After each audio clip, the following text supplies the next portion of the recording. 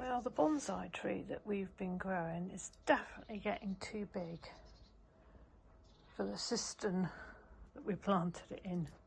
So that's going to have to come out.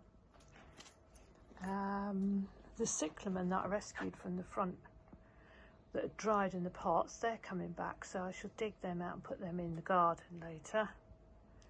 There's a lovely honeysuckle that my neighbour's given me. I'll tell you where I'm putting that in a minute. And there's my lavender, my petunias. I love that colour, that purpley colour.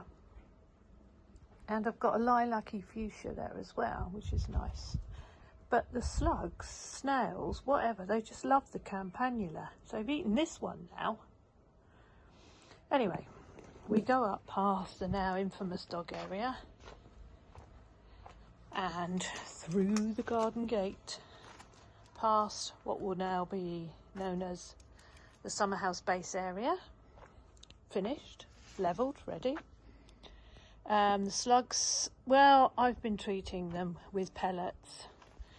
And so far, the pinks are coming back, but the campanula is a bit slower. But I'm quite pleased. And then we go up the secret steps, as the kids call it. And look at that, isn't it beautiful? Now, here's the arch that we took away from the bottom bit of the garden. We primed it. You have to excuse the washing and the dog running around. We primed it and then we found a couple of cans of green paint, so we sprayed it. And then the honeysuckle's going to go here, so it climbs up and over my arch. So we go on up. Apple trees, oh, they're filling out now. The magnolia, look at these buds. Any day now I'm going to come out and she's going to have erupted. And the other apple tree is doing really well. The tumblers, oh my goodness, we've had so many yellow tomatoes off these two. Still waiting for that one and that one to produce some red ones, but there's a ton of fruit in there because if I get my camera in, you can see it all in there. So, here is the biggest surprise. After we had that massive sort of blight infection in the net that we put on, the cherries have come back.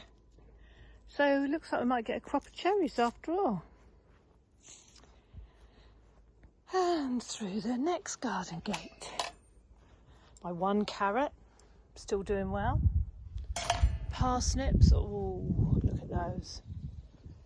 Well lush there be. Potatoes, my parsley, my aubergine, I've got one coming on there. These tomatoes, can't remember what variety this is, but they're looking very much like a plum tomato. And, oh, the grapes, look at that. They have really bushed out. We picked some onions this week, the biggest ones that had sort of lifted themselves and they're drying out. We'll leave the others for a little while. I'll be stringing those up later. But look at the parsnips here.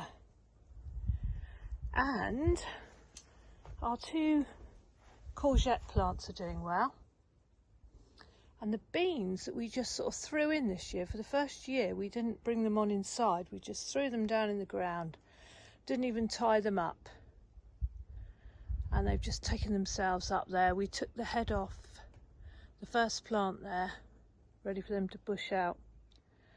The raspberry canes in the background there, I've just pinched a bowl full of raspberries. And I picked the gooseberries last night and they're in the freezer now. These tomato plants, they look a bit dishevelled, but we keep taking tomatoes off them. I've just taken two now for our cheese and tomato roll for lunch. So, and there's the fig tree coming on. Lena, if you want your ball, you have to go in and get it, because I'm not doing it. Ooh, just a busy bee.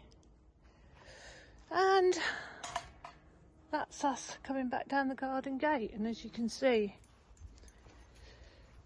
where the arch was, we now have a new space whilst we think about what we're going to do.